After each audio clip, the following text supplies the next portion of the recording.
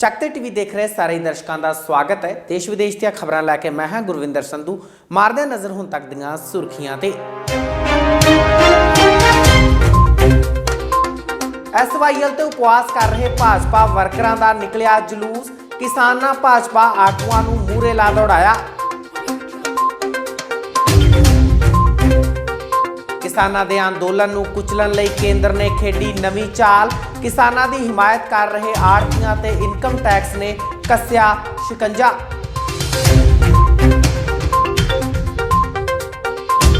सरकार नाल गलबात करन लई किसान जथेबंदियां भरी हामी। कसूती फसी मोदी सरकार नूं वापस लैणे पै सकदे ने खेती कानून।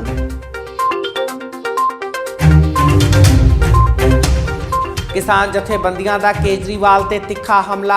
सुनाइयां खरियां खरियां कहा केजरीवाल पंजाब च सरकार बनाउण लई खेड रहा खेड।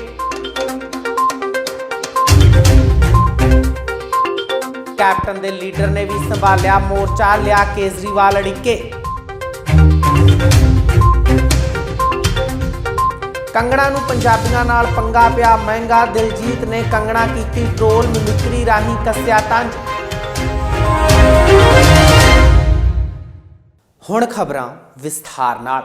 एक पासे जिथे किसानी संघर्ष दिल्ली दीआं वख-वख सरहदां ते लगातार जारी है, तां हरियाणा के किसानां वल्लों इस संघर्ष विच वड्डी गिनती शमूलीयत की जा रही है। इसे लड़ी दे विच भाजपा इस संघर्ष नूं डाइवर्ट करन लई एसवाईएल के मुद्दे ते उपवास रखण पहुंची, तां फतेहाबाद विच किसानां ने भाजपा के पखंड का जम के जलूस कढिया, जिस तों बाद मूहरे लग भाजपा के वर्कर दौड़ते नजर आए।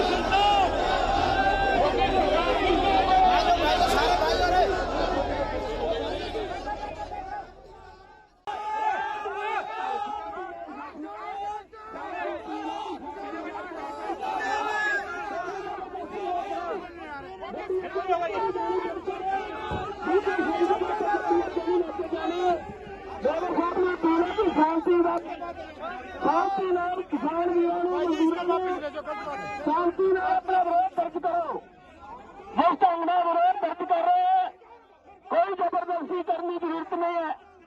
पुलिस विरोध बेनती कोई जबरदस्ती नहीं करेगा। एक मिनट गड्डी थोड़ी जी बैक कर लो, थोड़ी गड्डी बैक करो भी, थोड़ी गड्डी बैक कर लो, कोई गल नहीं। शांति बैठ के आराम नाल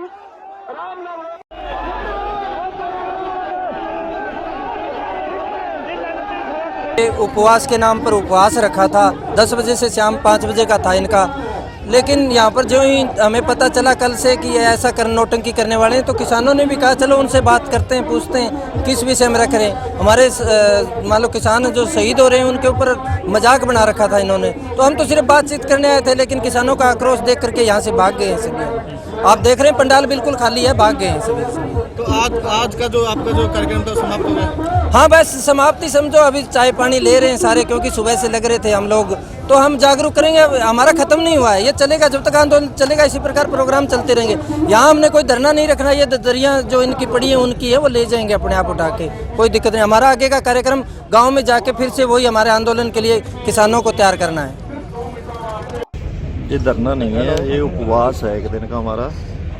हम पंजाब सरकार से ये मांग करते हैं कि दोगला चरित्र जो कैप्टन अमरिंदर सिंह का है, जो कांग्रेस का दोगला चरित्र है, उसको हम उजागर करना चाहते हैं। क्योंकि एक तरफ तो बड़े भाई की संज्ञा देते हैं हरियाणा में आकर के, एक तरफ हमारा जो पानी SYL का, उसके लिए केंद्र सरकार और हरियाणा की सरकार वो चाहती है कि जल्द से जल्द हरियाणा के किसानों को पानी मिले। उन्होंने कभी कोर्ट में अड़ंगा अड़ा दिया, कभी विधानसभा में बिल पास कर दिया, हरियाणा को कोई एक बूंद भी पानी की नहीं देंगे। ये दोगला चित्र नहीं चलेगा, इसलिए हम आज 10 बजे से लेकर के शाम के 5 बजे तक उपवास रखेंगे। तो यहाँ किसान भी जो है इस चीज़ का विरोध करें कि उपवास जो किया जा रहा है उसको? जी लोग ठीक है, अपना अपना जो इनको ठीक लगता है उस हिसाब से। जैसे कांग्रेस ने इनको भरमाने का काम किया है किसान भाइयों को, वो भी हमारे भाई हैं, लेकिन हम तो किसान हित के लिए ही पानी की मांग करते हैं। तो कितने बजे से कितने बजे तक उपवास रहेगा ये आपका? ये हमारा 10 बजे से लेकर के 5 बजे तक। ਦੂਜੇ ਪਾਸੇ ਖੇਤੀ ਕਾਨੂੰਨਾਂ ਦਾ ਵਿਰੋਧ ਕਰ ਰਹੇ ਕਿਸਾਨਾਂ ਦੇ ਨਾਲ-ਨਾਲ ਆੜਤੀਆ ਭਾਈਚਾਰੇ ਵੱਲੋਂ ਵੀ ਪੂਰਾ ਸਾਥ ਦਿੱਤਾ ਜਾ ਰਿਹਾ ਹੈ। ਇਸੇ ਲੜੀ ਵਿੱਚ ਭਾਜਪਾ ਨੇ ਹੁਣ ਆੜਤੀਆਂ ਤੇ ਵੀ ਟੇਢੀ ਨਜ਼ਰ ਰੱਖ ਲਈ ਹੈ ਤੇ ਆੜਤੀਆਂ ਦੇ ਘਰ ਛਾਪੇਮਾਰੀ ਦਾ ਦੌਰ ਸ਼ੁਰੂ ਹੋ ਗਿਆ। ਦੇਖੋ ਪੂਰੀ ਖਬਰ। ਕੇਂਦਰ ਹਰ ਉਸ ਵਰਗ ਤੇ ਵਾਰ ਕਰਨ ਦੀ ਕੋਸ਼ਿਸ਼ ਕਰ ਰਹੀ ਹੈ ਜੋ ਕਿਸਾਨਾਂ ਦਾ ਸਾਹਮਣੇ ਆ ਕੇ ਡਟ ਕੇ ਸਾਥ ਦੇ ਰਹੇ ਨੇ, ਉਹਨਾਂ ਨਾਲ ਮੋਢਾ ਜੋੜ ਕੇ ਖੜੇ ਨੇ। ਹੁਣ ਗਾਸ ਡਿੱਗੀ ਹੈ ਆੜਤੀਆ ਭਾਈਚਾਰੇ ਤੇ। ਜੀ ਹਾਂ, ਕੇਂਦਰ ਖੇਤੀ ਕਾਨੂੰਨਾਂ ਖਿਲਾਫ ਡਟੇ ਕਿਸਾਨਾਂ ਦੀ ਹਮਾਇਤ ਕਰਨ ਦਾ ਸਿਲਾ ਆੜਤੀਆਂ ਨੂੰ ਭੁਗਤਣਾ ਪੈ ਰਿਹਾ ਹੈ। दरअसल मिलिया मीडिया रिपोर्टां मुताबिक किसान संघर्ष की हिमायत कर रहे आड़तियां ते आमदन कर विभाग वालों छापेमारी करन दी खबर है। जानकारी मुताबिक आड़तिया एसोसीएशन के प्रधान रविंदर सिंह चीमा ने दस्सिया कि पटियाला समेत कई जिलों च 20 के करीब आड़तियां नूं निशाना बनाया गया है। ਉਹਨਾਂ ਦਾ ਸਪਸ਼ਟ ਕਹਿਣਾ ਹੈ ਕਿ ਇਹ ਸਿਰਫ ਕਿਸਾਨ ਸੰਘਰਸ਼ ਦਬਾਉਣ ਦਾ ਯਤਨ ਹੈ, ਪਰ ਉਹ ਉਸ ਵਿੱਚ ਕਾਮਯਾਬ ਨਹੀਂ ਹੋਣਗੇ। ਆੜਤੀਆਂ ਦਾ ਕਹਿਣਾ ਹੈ ਕਿ ਖੇਤੀ ਕਾਨੂੰਨ ਕਿਸਾਨੀ ਦੀ ਬਰਬਾਦੀ ਦਾ ਰਾਹ ਨੇ, ਇਸ ਲਈ ਇਹਨਾਂ ਖਿਲਾਫ ਅੰਦੋਲਨ ਜਾਰੀ ਰਹੇਗਾ। ਆੜਤੀ ਵੀ ਕਿਸਾਨ ਅੰਦੋਲਨ ਦੀ ਡਟ ਕੇ ਹਮਾਇਤ ਕਰਦੇ ਰਹਿਣਗੇ। ਦੱਸਣਾ ਬਣਦਾ ਹੈ ਕਿ ਆੜਤੀਆਂ ਦੇ ਘਰਾਂ, ਦੁਕਾਨਾਂ ਤੇ ਹੋਰ ਕਾਰੋਬਾਰੀ ਥਾਵਾਂ ਤੇ ਛਾਪੇਮਾਰੀ ਕੀਤੀ ਗਈ ਹੈ। दस दईए कि राजपुरा ते नवां शहर समेत कुछ होर थावां ते आड़तियां नूं नोटिस भी जारी किए गए ने। ਵੱਡੀ ਗਿਣਤੀ 'ਚ CRPF ਦੇ ਮੁਲਾਜ਼ਮਾਂ ਵੱਲੋਂ ਆੜਤੀਆਂ ਦੇ ਸੈਲਰ ਤੇ ਘਰਾਂ ਦੀ ਘੇਰਾਬੰਦੀ ਕੀਤੀ ਗਈ। ਉਹਨਾਂ ਕਿਹਾ ਕਿ ਕੇਂਦਰ ਵੱਲੋਂ ਆੜਤੀਆਂ ਨਾਲ ਇਹ ਵਤੀਰਾ ਇਸ ਲਈ ਕੀਤਾ ਜਾ ਰਿਹਾ ਹੈ ਤਾਂ ਜੋ ਉਹਨਾਂ ਦੇ ਪੈਰ ਕਿਸਾਨ ਅੰਦੋਲਨ ਦੀ ਹਿਮਾਇਤ ਤੋਂ ਪਿੱਛੇ ਮੁੜ ਸਕਣ। ਹੁਣ ਹੋਰ ਕੀ ਹੋਵੇਗਾ ਇਹ ਤਾਂ ਆਉਣ ਵਾਲਾ ਸਮਾਂ ਦੱਸੇਗਾ, पर यह गल साफ है कि केंद्र सरकार हुण पूरी तरह तिलमिलाई पई है। हाँ जां ना ते अड़ियां किसान जथेबंदियां ने केंद्र नाल टेबल टॉक करन दा मन बना लिया लगता है। किसानां ने कहा कि हर मसले दा हल गलबात राहीं ही निकलदा है ते वो गलबात लई पूरी तरह तैयार हन। जेकर केंद्र सरकार दा गलबात लई कोई सद्दा आउंदा है तां किसान जथेबंदियां केंद्र नाल गलबात करन लई पूरी तरह तैयार ने। पिछले 24 दिनों तो किसानी संघर्ष दिल्ली दियां वख-वख सरहदां दे उत्ते लगातार जारी है। किसानां ने पहला सरकार नाल गलबात करन तो मना कर दिता सी, कहा सी कि कानून रद्द करन दी मंग ते ही गल निबड़ेगी, जिस लई सरकार हाँ या ना विच जवाब देवे तां ही गल अगे वधेगी। पर हुण किसानां सरकार नाल टेबल टॉक करन लई मन बना लिया है। उन्होंने कहा कि जेकर सरकार सद्दा भेजदी है तो वो गल करन लई तैयार ने। किसान खेती कानूनां नूं रद्द करवाउण दी मंग ते अड़े होए ने अते उधर केंद्र सरकार भी कानूनां नूं वापस लैण लई तैयार नहीं। किसान केंद्र सरकार नाल 5 वार मुलाकात कर चुके ने पर अजे तक कोई भी ठोस नतीजा नहीं निकलिया। सुप्रीम कोर्ट ने भी इस मामले विच दखलअंदाजी की पर फिर भी मसले दा हल निबड़दा नजर नहीं आ रहा। कई दिनों तो सरकार अते किसानां विचाले पेचा फसिया होया सी, पर हुण गलबात दा सिलसिला मुड़ शुरू होया है। ਹੁਣ ਉਮੀਦ ਕੀਤੀ ਜਾ ਰਹੀ ਹੈ ਕਿ ਸਰਕਾਰ ਜਲਦ ਕਿਸਾਨਾਂ ਨਾਲ ਗੱਲਬਾਤ ਕਰੇਗੀ ਅਤੇ ਨਵੇਂ ਸਾਲ ਤੋਂ ਪਹਿਲਾਂ ਕੋਈ ਠੋਸ ਹੱਲ ਨਿਕਲੇਗਾ। ਖੇਤੀਬਾੜੀ ਮੰਤਰੀ ਨਰਿੰਦਰ ਸਿੰਘ ਤੋਮਰ ਵੀ ਕਿਸਾਨ ਸੰਗਠਨਾਂ ਨਾਲ ਗੱਲਬਾਤ ਕਰ ਰਹੇ ਨੇ, ਪਰ ਹੁਣ ਦੇਖਣਾ ਇਹ ਹੋਵੇਗਾ ਕਿ ਸਰਕਾਰ ਕਿਸਾਨਾਂ ਨਾਲ ਗੱਲਬਾਤ ਕਰਦੀ ਹੈ ਜਾਂ ਫਿਰ ਪਹਿਲਾਂ ਵਾਂਗ ਹੀ ਅੜੀ ਰਹਿੰਦੀ ਹੈ। ਉਧਰ ਕਿਸਾਨ ਜਥੇਬੰਦੀਆਂ ਨੇ ਕੇਜਰੀਵਾਲ ਵੱਲੋਂ ਖੇਤੀ ਕਾਨੂੰਨਾਂ ਦੀਆਂ ਕਾਪੀਆਂ ਪਾੜੇ ਜਾਣ ਤੇ ਤਿੱਖਾ ਪ੍ਰਤੀਕਰਮ ਜ਼ਾਹਿਰ ਕੀਤਾ। ਰਾਜਨੀਤਿਕ ਸਟੰਟ ਕਰਾਰ ਦਿੰਦੇ ਹੋਏ ਉਹਨਾਂ ਕਿਹਾ ਕਿ ਕੇਜਰੀਵਾਲ ਨੇ ਰਾਜਨੀਤਿਕ ਰੋਟੀਆਂ ਸੇਕਣ ਲਈ ਅਜਿਹਾ ਕੀਤਾ ਹੈ। ਜਿਹੜਾ ਅਰਵਿੰਦ ਕੇਜਰੀਵਾਲ ਆ ਉਹਨੇ ਦੇਖਿਆ ਵੀ ਪੰਜਾਬ ਦੇ ਵਿੱਚੋਂ ਜਿਹੜੀ ਮੇਰੀ ਹੁਣ ਸਰਕਾਰ ਬਣਨ ਦੀ ਕੋਈ ਝਾਕ ਸੀਗੀ ਉਹ ਮੁੱਕ ਚੁੱਕੀ ਆ। ਅੱਜ ਤੋਂ ਪਹਿਲਾਂ ਉਹ ਕਹਿੰਦਾ ਰਿਹਾ ਵੀ ਦਿੱਲੀ 'ਚ ਧੂੰਆਂ ਆਉਂਦਾ, ਪੰਜਾਬ ਦਾ ਧੂੰਆਂ ਆਉਂਦਾ। ਹੁਣ ਨਹੀਂ ਉਹਨੂੰ ਪਤਾ ਲੱਗੂ ਵੀ ਧੂੰਆਂ ਫੇਰ ਆਊਗਾ, ਕਿਉਂਕਿ ਇਸ ਲਈ ਉਹਦੀ ਜ਼ਮੀਨ ਆ ਜਿਹੜੀ ਪੰਜਾਬ 'ਚੋਂ ਖਿਸਕ ਚੁੱਕੀ ਆ। ਕਿਸਾਨ ਪੱਖੀ ਤਾਂ ਹੈ ਹੀ ਨਹੀਂ ਉਹ। ਜੇ ਕਿਸਾਨ ਪੱਖੀ ਹੁੰਦੇ ਤਾਂ ਦਿੱਲੀ ਕਿੱਡੀ ਦੂਰ ਆ, ਉੱਥੇ ਪੰਜਾਬ ਦਾ ਧੂੰਆਂ ਕਿਵੇਂ ਵਗ ਜੂਗਾ। ਸਿਰਫ 22 ਦੇ ਵਿੱਚ ਉਹਦੀ ਮਾੜੀ ਮੋਟੀ ਝਾਕ ਆ ਵੀ ਖਣੀ ਮੇਰੀ ਸਰਕਾਰ ਬਣ ਜੂਗੀ, ਵੀ ਜੇ ਮੈਂ ਆਹ ਡਰਾਮਾ ਜਿਹਾ ਕਰਦਿਆਂ ਤਾਂ ਲੋਕ ਮੇਰੇ ਮਗਰ ਲੱਗ ਜਾਣ। तीनों कानूनों को मैं सदन के सामने ਬੀਤੇ ਦਿਨੀ ਦਿੱਲੀ ਦੇ ਮੁੱਖ ਮੰਤਰੀ ਅਰਵਿੰਦ ਕੇਜਰੀਵਾਲ ਨੇ ਦਿੱਲੀ ਵਿਧਾਨ ਸਭਾ 'ਚ ਨਵੇਂ ਖੇਤੀ ਕਾਨੂੰਨਾਂ ਦੀਆਂ ਕਾਪੀਆਂ ਪਾੜ ਦਿੱਤੀਆਂ ਸੀ ਅਤੇ ਕਾਨੂੰਨਾਂ ਨੂੰ ਰੱਦ ਕਰਨ ਦਾ ਐਲਾਨ ਕਰ ਦਿੱਤਾ, ਜਿਸ ਤੋਂ ਬਾਅਦ ਕਿਸਾਨ ਜਥੇਬੰਦੀਆਂ ਨੇ ਕੇਜਰੀਵਾਲ ਤੇ ਤਿੱਖਾ ਹਮਲਾ ਬੋਲਿਆ। ਉਹਨਾਂ ਮੁਤਾਬਕ ਕੇਜਰੀਵਾਲ ਪੰਜਾਬ 'ਚ ਆਪਣੀ ਸਰਕਾਰ ਬਣਾਉਣ ਲਈ ਰਾਜਨੀਤੀ ਖੇਡਾਂ ਖੇਡ ਰਿਹਾ ਹੈ। ਉਹਨਾਂ ਕਿਹਾ ਕਿ ਪਹਿਲਾਂ ਤਾਂ ਕੇਜਰੀਵਾਲ ਨੂੰ ਪੰਜਾਬ ਦੇ ਕਿਸਾਨਾਂ ਦੀ ਪਰਾਲੀ ਦਾ ਧੂੰਆਂ ਚੜਦਾ ਸੀ, ਫਿਰ ਉਹਨਾਂ ਨੇ ਤਿੰਨੋਂ ਕਾਨੂੰਨਾਂ 'ਚੋਂ ਇੱਕ ਕਾਨੂੰਨ ਤੇ ਨੋਟੀਫਿਕੇਸ਼ਨ ਜਾਰੀ ਕੀਤੀ। ਹੁਣ ਡਰਾਮਾ ਕਰ ਰਹੇ ਨੇ। ਜਿਹੜਾ ਅਰਵਿੰਦ ਕੇਜਰੀਵਾਲ ਆ ਉਹਨੇ ਦੇਖਿਆ ਵੀ ਪੰਜਾਬ ਦੇ ਵਿੱਚੋਂ ਜਿਹੜੀ ਮੇਰੀ ਹੁਣ ਸਰਕਾਰ ਬਣਨ ਦੀ ਕੋਈ ਝਾਕ ਸੀਗੀ ਉਹ ਮੁੱਕ ਚੁੱਕੀ ਆ, ਵੀ ਹੁਣ ਕਿਸਾਨ ਇਕੱਠੇ ਹੋ ਕੇ ਆਪ ਦਾ ਕੋਈ ਨੇਤਾ ਹੋਰ ਚੁਣਨਗੇ। ਉਸ ਨੂੰ ਦੇਖਦੇ ਉਹਨੇ ਇਹ ਰਾਜਨੀਤੀ ਕੀਤੀ ਆ। ਉਹਦਾ ਕਿਸਾਨਾਂ ਦੇ ਨਾਲ ਕੋਈ ਪਿਆਰ ਨਹੀਂ। ਅੱਜ ਤੋਂ ਪਹਿਲਾਂ ਉਹ ਕਹਿੰਦਾ ਰਿਹਾ ਵੀ ਦਿੱਲੀ 'ਚ ਧੂੰਆਂ ਆਉਂਦਾ, ਪੰਜਾਬ ਦਾ ਧੂੰਆਂ ਆਉਂਦਾ।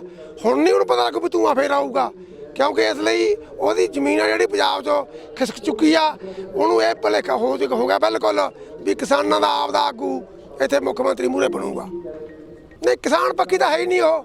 ਜੇ ਕਿਸਾਨ ਪੱਖੀ ਹੁੰਦੇ ਤਾਂ ਦਿੱਲੀ ਕਿੱਡੀ ਦੂਰ ਆ, ਉੱਥੇ ਪੰਜਾਬ ਦਾ ਧੂੰਆਂ ਕਿਵੇਂ ਵਗ ਜੂਗਾ। ਉਹ ਤਾਂ ਇੱਕ ਸਥਾਨ ਪੱਖੀ ਉਸੇ ਲਾਣੇ ਦੀ ਸੋਚ ਆ। ਜਿਹੜਾ ਵੋਟ ਪਟੋਰੂ ਢਾਂਚਾ ਗਾ ਉਹ ਸਾਰੇ ਕਈ ਥਾਲੀ ਦੇ ਜੱਟੇ ਬੱਟੇ ਆ। ਸਿਰਫ ਲੋਕਾਂ ਨੂੰ ਭੁਲੇਖਾ ਪਾਇਆ ਉਹਨਾਂ ਨੇ। ਉਹ ਤਾਂ ਸਿਰਫ 22 ਦੇ ਵਿੱਚ ਉਹਦੀ ਮਾੜੀ ਮੋਟੀ ਝਾਕ ਆ ਵੀ ਖਣੀ ਮੇਰੀ ਸਰਕਾਰ ਬਣ ਜੂਗੀ, ਵੀ ਜੇ ਮੈਂ ਆਹ ਡਰਾਮਾ ਜਿਹਾ ਕਰਦਿਆਂ ਤਾਂ ਲੋਕ ਮੇਰੇ ਮਗਰ ਲੱਗ ਜਾਣਗੇ। ਪਰ ਹੁਣ ਜਿਹੜੇ ਕਿਸਾਨ ਆ ਇਹ ਪੂਰੇ ਜਾਗ ਪਏ। ਇੱਥੇ ਕਿਸੇ ਦਾ ਵੀ ਕੋਈ ਦਾਲ ਲੱਗੂਗਾ ਨਹੀਂ। ਸੰਘਰਸ਼ ਕਿਵੇਂ ਚੱਲਦਾ ਰਹੇਗਾ? ਸੰਘਰਸ਼ ਸਾਡਾ ਸਿਰੇ ਤੇ ਆ। ਜਿੱਤ ਕਿਸਾਨਾਂ ਦੀ ਹੋਊਗੀ। ਰੋਜ਼ਾਨਾ ਜਿਹੜੇ ਕਿਸਾਨ ਆ ਸਾਡੇ ਉਹ ਵੱਧ ਰਹੇ ਆ, ਪਰ ਹਜੇ ਸਾਡੇ ਥੋੜੇ ਜਿਹੇ ਕਿਸਾਨ ਰੋਕੇ ਪਿਆ, ਕਿਉਂਕਿ ਸਿਆਸਤ ਦੇ ਜਿਵੇਂ ਕੱਸੂ ਆ। ਜੇ ਅਸੀਂ ਇੱਕਦਮ ਸਾਰਾ ਜ਼ੋਰ ਲਾਤਾ ਸੰਘਰਸ਼ ਖਬਰਾਂ ਸਾਲ ਚੱਲ ਜੇ, ਇਸ ਲਈ ਪੂਰਾ ਜ਼ੋਰ ਅਸੀਂ ਲਾਇਆ ਨਹੀਂ। ਤਾਂ ਪੂਰਾ ਜ਼ੋਰ ਲਾਇਆ ਤਾਂ ਜਿਹੜੀ ਦਿੱਲੀ ਆ ਉਹਦੇ ਕਿਤੇ ਵੀ ਖੜਨ ਨੂੰ ਥਾਂ ਨਹੀਂ ਰਹੂਗਾ। 4 ਸਪੇਰੇ ਐਂ ਬੰਦ ਕਰ ਦਿਆਂਗੇ ਜਿਵੇਂ ਆਪਾਂ ਸਿਆਲ ਦੇ ਮਹੀਨੇ 4 ਸਪੇਰੇ ਖਿੜਕੀਆਂ ਲਾ ਕੇ ਅੰਦਰਲੇ ਪਾਸੇ ਪਾਲਾ ਨਹੀਂ ਜਾਣਦੇ। ਮੋਦੀ ਨੂੰ ਤਾਂ ਅਸੀਂ ਮਾਰ ਦਿਆਂਗੇ। ਇਹ ਸਾਰੀਆਂ ਗੱਲਾਂ ਕਿਸਾਨ ਜਥੇਬੰਦੀ ਵੀਕੇਯੂ ਡਕੌਂਦਾ ਦੇ ਆਗੂਆਂ ਨੇ ਬਰਨਾਲਾ 'ਚ ਲੱਗੇ ਧਰਨੇ ਦੌਰਾਨ ਕਹੀਆਂ। ਚਾਹੇ ਹੁਣ ਜੋ ਵੀ ਹੋ ਜਾਵੇ, ਕਿਸਾਨ ਜਥੇਬੰਦੀਆਂ ਅਤੇ ਆਮ ਲੋਕ ਕਿਸੇ ਵੀ ਲੀਡਰ ਤੇ ਭਰੋਸਾ ਕਰਨ ਨੂੰ ਤਿਆਰ ਨਹੀਂ। ਉਧਰ ਕੈਪਟਨ ਦੇ ਲੀਡਰ ਨੇ ਵੀ ਮੋਰਚਾ ਸੰਭਾਲ ਲਿਆ ਤੇ ਕੇਜਰੀਵਾਲ ਵੱਲੋਂ ਖੇਤੀ ਕਾਨੂੰਨਾਂ ਦੀਆਂ ਕਾਪੀਆਂ ਪਾੜੇ ਜਾਣ ਤੇ ਤਿੱਖਾ ਪ੍ਰਤੀਕਰਮ ਜ਼ਾਹਿਰ ਕੀਤਾ। ਉਹਨਾਂ ਕਿਹਾ ਕਿ ਕੇਜਰੀਵਾਲ ਡਰਾਮਾ ਕਰ ਰਿਹਾ ਹੈ। ਪਹਿਲਾਂ ਉਸਨੇ ਕਾਨੂੰਨ ਦਿੱਲੀ ਵਿੱਚ ਲਾਗੂ ਕਰ ਦਿੱਤੇ ਨੇ। ਨੇ ਕਿਸਾਨਾਂ ਦੇ ਹੱਕ 'ਚ ਪਾਸ ਕੀਤਾ ਤੇ ਕਿ ਕਿਸਾਨ ਇੰਨੇ ਬੇਵਕੂਫ ਨੇ ਉਹਨਾਂ ਨੂੰ ਪਤਾ ਹੀ ਨਹੀਂ ਵੀ ਇੱਕ ਬਿੱਲ ਸਾਡੇ ਹੱਕ 'ਚ ਹੋਇਆ ਕਿ ਸਾਡੇ ਉਲਟਾ। ਸੈਸ਼ਨ ਦੇ ਵਿੱਚ ਕਾਪੀਆਂ ਪਾੜੀਆਂ ਨੇ ਜੀ ਨਵੇਂ ਕਾਨੂੰਨਾਂ ਦੀਆਂ, ਖੇਤੀ ਕਾਨੂੰਨਾਂ ਦੀਆਂ, ਉਹਨੂੰ ਕਿੱਦਾਂ ਦੇਖਦੇ ਜੀ? ਪਹਿਲਾਂ ਨੋਟੀਫਿਕੇਸ਼ਨ ਕਰਤਾ, ਫਿਰ ਡਰਾਮਾ ਕਰਤਾ। 4 ਮੈਂਬਰ ਫੈਸਲਾ ਕਰ ਰਹੇ ਨੇ, ਉਹਨਾਂ 'ਚ ਇੱਕ ਵੀ ਕਿਸਾਨ ਨਹੀਂ, ਨਾ ਉਹ ਕਿਸਾਨੀ ਨੂੰ ਸਮਝਦੇ ਨੇ।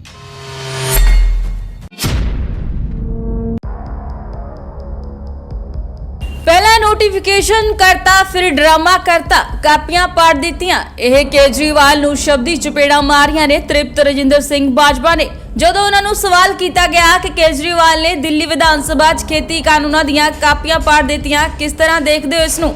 ਕੱਲ ਕੇਜਰੀਵਾਲ ਨੇ ਸਪੈਸ਼ਲ ਸੈਸ਼ਨ ਦੇ ਵਿੱਚ ਕਾਪੀਆਂ ਪਾੜੀਆਂ ਨੇ ਜੀ ਨਵੇਂ ਕਾਨੂੰਨਾਂ ਦੀਆਂ, ਖੇਤੀ ਕਾਨੂੰਨਾਂ ਦੀਆਂ, ਉਹਨੂੰ ਕਿੱਦਾਂ ਦੇਖਦੇ ਹੋ ਜੀ? ਪਹਿਲਾਂ ਨੋਟੀਫਿਕੇਸ਼ਨ ਕਰਤਾ, ਫਿਰ ਡਰਾਮਾ ਕਰਤਾ, ਕਾਪੀਆਂ ਪਾੜਤੀਆਂ ਨੇ, ਰੈਜੂਲੇਸ਼ਨ ਵੀ ਕਰਾਉਣ ਦੇ ਵੀ ਫਿਰ ਰਿਜੈਕਟ ਕਰਨੇ ਅਸੀਂ। ਜਦੋਂ ਤੋਂ ਕੇਜਰੀਵਾਲ ਨੇ ਨਵੇਂ ਕਾਨੂੰਨਾਂ ਦੀਆਂ ਕਾਪੀਆਂ ਪਾੜੀਆਂ ਨੇ ਉਦੋਂ ਤੋਂ ਹੀ ਇਸ ਮਾਮਲੇ ਨੂੰ ਲੈ ਕੇ ਰਾਜਨੀਤੀ ਗਰਮਾਈ ਹੋਈ ਹੈ। ਕਿਸਾਨ ਹੀ ਨਹੀਂ ਵਿਰੋਧੀ ਵੀ ਇਸ ਨੂੰ ਡਰਾਮਾ ਦੱਸ ਰਹੇ ਨੇ। ਜਦੋਂ ਭਾਜਪਾ ਤੋਂ ਸੁਪਰੀਮ ਕੋਰਟ ਦੇ ਕਿਸਾਨੀ ਸੰਘਰਸ਼ ਨੂੰ ਲੈ ਕੇ ਕਮੇਟੀ ਬਣਾਉਣ ਦੇ ਫੈਸਲੇ ਬਾਰੇ ਅਤੇ ਕੇਂਦਰ ਦੀ ਟਾਲ ਮਟੋਲ ਬਾਰੇ ਪੁੱਛਿਆ ਗਿਆ ਤਾਂ ਭਾਜਪਾ ਨੇ ਕਿਹਾ ਕਿ ਕੇਂਦਰ ਨੂੰ ਆਪਣਾ ਰਾਜ ਹੱਟ ਛੱਡਣਾ ਚਾਹੀਦਾ ਹੈ। ਕਿਸਾਨ ਇੰਨੇ ਬੇਵਕੂਫ ਨਹੀਂ ਕਿ ਉਹਨਾਂ ਨੂੰ ਪਤਾ ਨਾ ਹੋਵੇ ਕਿ ਕਾਨੂੰਨ ਹੱਕ 'ਚ ਨੇ ਜਾਂ ਉਲਟ ਨੇ। ਇਸ ਮੌਕੇ ਭਾਜਪਾ ਨੇ ਮੋਦੀ ਨੂੰ ਖੂਬ ਖਰੀਆਂ ਖੋਟੀਆਂ ਸੁਣਾਈਆਂ। ਕੇਂਦਰ ਸਰਕਾਰ ਨੂੰ ਮੈਂ ਤਾਂ ਬੜੀ ਵਾਰੀ ਕਹਿ ਚੁੱਕਾ ਕਿ ਆਪਣਾ ਰਾਜ ਹੱਟ ਛੱਡਣਾ ਚਾਹੀਦਾ। ਜੋ ਕਹਿੰਦੇ ਨੇ ਕਿਸਾਨਾਂ ਦੇ ਹੱਕ 'ਚ ਪਾਸ ਕੀਤਾ ਤੇ ਕੀ ਕਿਸਾਨ ਇੰਨੇ ਬੇਵਕੂਫ ਨੇ ਉਹਨਾਂ ਨੂੰ ਪਤਾ ਹੀ ਨਹੀਂ ਵੀ ਇੱਕ ਬਿੱਲ ਸਾਡੇ ਹੱਕ 'ਚ ਹੋਇਆ ਕਿ ਸਾਡੇ ਉਲਟ ਹੈ। ਸੋ ਸਾਡੀ ਬਦਕਿਸਮਤੀ ਹੈ ਵੀ ਜਿਹੜੇ ਸਾਡੇ ਨਾਲ 4 ਮੈਂਬਰ ਫੈਸਲਾ ਕਰ ਰਹੇ ਨੇ ਉਹਨਾਂ 'ਚ ਇੱਕ ਵੀ ਕਿਸਾਨ ਨੇ, ਨਾ ਉਹ ਕਿਸਾਨੀ ਨੂੰ ਸਮਝਦੇ ਨੇ। ਇਹ ਬਿੱਲ ਜਿਹੜੇ ਨੇ ਬੰਬਿਓਂ ਬਣ ਕੇ ਆਏ ਨੇ ਤੇ ਬੰਬੇ ਦੀ ਰਾਜਨੀਤੀ, ਬਿਜ਼ਨਸਮੈਨਾਂ ਦੀ ਰਾਜਨੀਤੀ ਥੱਲੇ ਬਿੱਲ ਬਣੇ ਨੇ। ਸੋ ਸਾਡੀ ਰਿਕੁਐਸਟ ਹੈ ਦਿੱਲੀ ਸਰਕਾਰ ਨੂੰ ਪਰ ਰੀਥਿੰਕ ਕਰੇ, ਕਿਸਾਨਾਂ ਦੇ ਨਾਲ ਬਹਿ ਕੇ ਗੱਲ ਕਰਕੇ ਕੋਈ ਨਾ ਕੋਈ ਹੱਲ ਨਿਕਲਣਾ ਚਾਹੀਦਾ, ਨਹੀਂ ਤਾਂ ਪੰਜਾਬ ਹਰਿਆਣੇ ਦੇ ਨੁਕਸਾਨ ਨਾਲ ਥੋੜਾ ਬਹੁਤਾ ਮੁਲਕ ਦਾ ਵੀ ਨੁਕਸਾਨ ਹੋ ਰਿਹਾ। ਇਹ ਸਾਰੀਆਂ ਗੱਲਾਂ ਮੰਤਰੀ ਤ੍ਰਿਪਤ ਰਜਿੰਦਰ ਸਿੰਘ ਬਾਜਵਾ ਨੇ ਪੰਜਾਬ ਸਰਕਾਰ ਵੱਲੋਂ ਮੋਬਾਈਲ ਫੋਨ ਦੇ ਕੀਤੇ ਵਾਅਦੇ ਨੂੰ ਪੂਰਾ ਕਰਨ ਦੀ ਮੁਹਿੰਮ ਤਹਿਤ ਸਕੂਲੀ ਬੱਚਿਆਂ ਨੂੰ ਫੋਨ ਦੇਣ ਮੌਕੇ ਕਹੀਆਂ। ਦਲਜੀਤ ਦੋਸਾਂਝ ਤੇ ਕੰਗਣਾ ਰਣੌਤ ਦਾ ਸੋਸ਼ਲ ਮੀਡੀਆ ਤੇ ਵਿਵਾਦ ਰੁਕਣ ਦਾ ਨਾਮ ਨਹੀਂ ਲੈ ਰਿਹਾ। ਕੰਗਣਾ ਨੇ ਪਹਿਲਾਂ ਇੱਕ ਵੀਡੀਓ ਜਾਰੀ ਕੀਤੀ ਸੀ ਜਿਸ ਤੋਂ ਬਾਅਦ ਦਲਜੀਤ ਦੋਸਾਂਝ ਨੇ ਉਸ ਨੂੰ ਟ੍ਰੋਲ ਕਰਨ ਲਈ ਮਿਮਿਕਰੀ ਦਾ ਸਹਾਰਾ ਲਿਆ ਤੇ ਕੰਗਣਾ ਦੀ ਆਵਾਜ਼ ਨੂੰ ਨਾਪਸੰਦ ਆਵਾਜ਼ ਕਹਿੰਦੇ ਹੋਏ ਕਿਹਾ ਕਿ ਕੁਝ ਲੋਕਾਂ ਨੂੰ ਮੇਰੇ ਨਾਂ ਲੈਣ ਤੋਂ बगैर रोटी तक हजम नहीं हुंदी।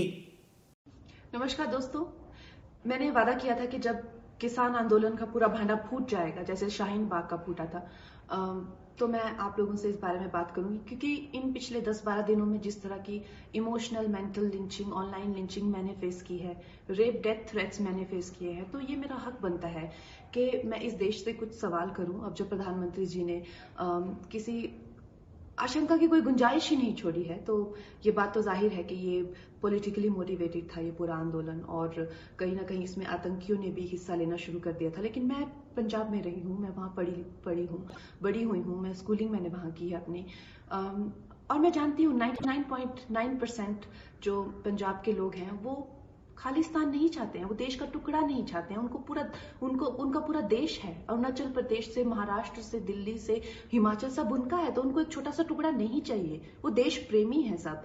लेकिन मैं उनसे पूछना चाहती हूँ, देशवासियों से, मुझे आतंकियों से शिकायत नहीं है, मुझे जो इस देश को तोड़ना चाहते हैं मैं उनकी भावनाएं मैं समझती हूँ, लेकिन जो मासूम लोग हैं वो कैसे इन लोगों को अपने आप को उंगलियों पे नचाने देते हैं हर आए दिन। अब जैसे शाहीन बाग में दादी जी वो पढ़ नहीं सकती, कुछ नहीं, लेकिन फिर भी अपनी नागरिकता बचाने के लिए आंदोलन कर रही हैं। एक पंजाब में दादी मुझे इतनी गंदी भद्दी गालियां दे रही हैं, अपनी जमीन बचाने की कोशिश कर रही है सरकार से। क्या हो रहा है इस देश में? दोस्तों, हम लोग अपने आप को इतना वनरेबल कैसे कर देते हैं इन आतंकियों के लिए, इन विदेशी शक्तियों के लिए? मुझे आप लोगों से शिकायत है, और मुझे ये शिकायत है कि मुझे हर दिन अपनी इंटेंशन बतानी पड़ती है कि जब कोई देशभक्त इंसान को इतनी चीजें उनको क्लैरिफाई करनी पड़ती। पर ये लोग दिलजीत दोसांझ हो गए या प्रियंका चोपड़ा जैसे लोग हो गए, इनसे कोई इनकी इंटेंशन, ये किस तरह की नीति कर रहे हैं? अगर मैं देश के हित में बात करती हूँ तो मुझे कहते हैं कि मैं राजनीति कर रही हूँ। इनसे भी तो पूछिए ना, ये कौन सी नीति कर रहे हैं? जय हिंद। रब्बा वे ਉਹ ਇੱਕ ਤੁਹਾਡਾ ਗੱਲ ਸ਼ੇਅਰ ਕਰਨੀ ਸੀ। ਮੈਂ 2-3 ਜਾਣੀਆਂ ਇਦਾਂ ਦੀਆਂ, ਉਹਨਾਂ ਨੂੰ ਸਵੇਰੇ ਤੇ ਸ਼ਾਮ ਮੇਰਾ ਨਾਮ ਨਾ ਲੈਣ ਤਾਂ ਹੁਣ ਰੋਟੀ ਨਹੀਂ ਹਜਮ ਹੋ ਰਹੀ। 2 ਗੋਲੀਆਂ ਜਿਵੇਂ ਸਵੇਰੇ ਤੇ 2 ਗੋਲੀਆਂ ਸ਼ਾਮ ਨੂੰ ਡਾਕਟਰ ਨਹੀਂ ਦੱਸਦਾ, ਮੈਨੂੰ ਲੱਗਦਾ 2-4 ਜਾਣੀਆਂ ਇਦਾਂ ਦੀਆਂ ਉਹਨਾਂ ਨੂੰ ਮੇਰਾ ਨਾਮ ਇਦਾਂ ਲੱਗਾ ਹੋਇਆ ਵੀ ਜਦ ਤੱਕ ਉਹ ਨਾਮ ਨਾ ਲਿਖਣ ਨਾ ਲੈਣ ਉਹਨਾਂ ਨੂੰ ਮੈਨੂੰ ਲੱਗਦਾ ਰੋਟੀ ਨਹੀਂ ਹਜਮ ਹੋ ਰਹੀ। ਇੱਕ ਦੀ ਤਾਂ ਆਵਾਜ਼ ਹੀ ਬਹੁਤ ਭੈੜੀ ਹੈ, ਇੱਕ ਤਾਂ ਐਡੀ ਭੈੜੀ ਬੋਲਦੀ ਨਾ, ਆਏ ਹਾਏ। ਕੋਈ ਕਿਸੇ ਨੂੰ ਭਾਵ ਨਾ ਦਿਓ, ਭੌਂਕ ਕੇ ਹਟ ਜਾਣਗੀਆਂ। Don't you worry about it. Okay, ਚਲੋ ਬਾਏ, ਟਾਟਾ। ਇਹ ਸਨ ਹੁਣ ਤੱਕ ਦੀਆਂ ਖਬਰਾਂ। ਤਾਜ਼ਤਰੀਨ ਖਬਰਾਂ ਲੈ ਕੇ ਫਿਰ ਮਿਲਾਂਗੇ। ਦੇਖਦੇ ਰਹੋ ਚੱਕਤੇ ਟੀਵੀ। ਸਤਿ ਸ਼੍ਰੀ ਅਕਾਲ।